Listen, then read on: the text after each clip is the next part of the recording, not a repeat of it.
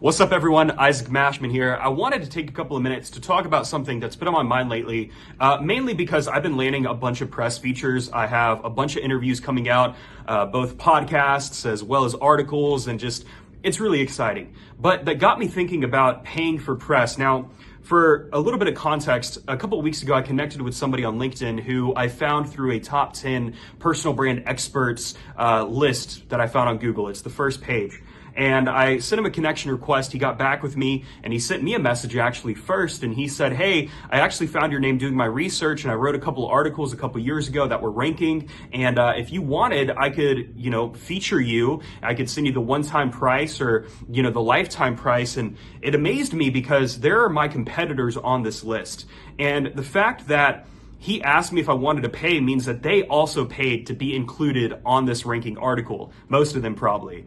And I don't believe in that. I don't think it's genuine. And I think that taking that approach is kind of the shortcut. You're trying to convince people that you are legitimate. And that in of itself isn't really an argument. It's a perspective. It's a personal opinion. But let me go ahead and present evidence here in terms of why this isn't genuine, in terms of credibility and in terms of something that is transparent and honest. So if you have a publication that makes money through advertisements, makes money through sponsorships, through affiliate links, through traditional kind of payments, you're going to be able to offer transparent journalism and transparent articles because you're not relying on them to pay you to keep a roof over your head and keep the studio lights on.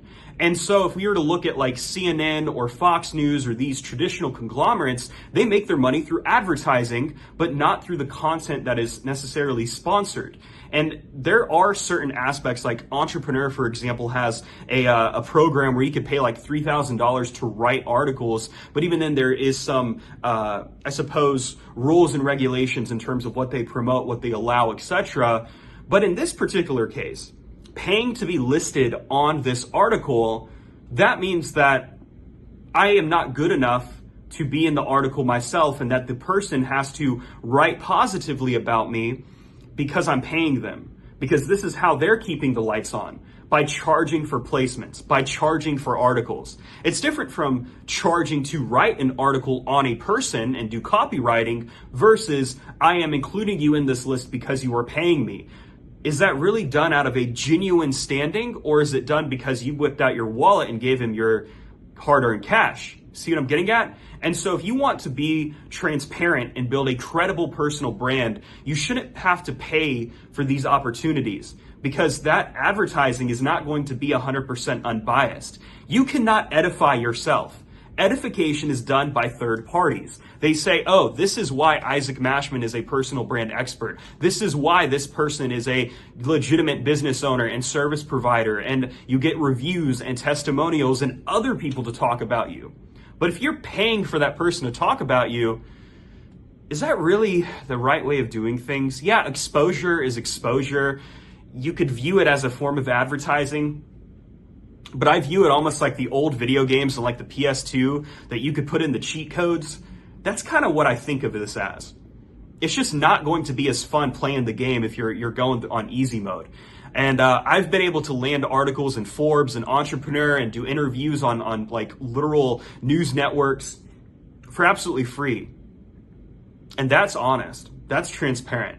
So don't be afraid of taking the little bit of a longer cut, the longer path, because it will pay off more in the future. And you don't have to worry about being exposed.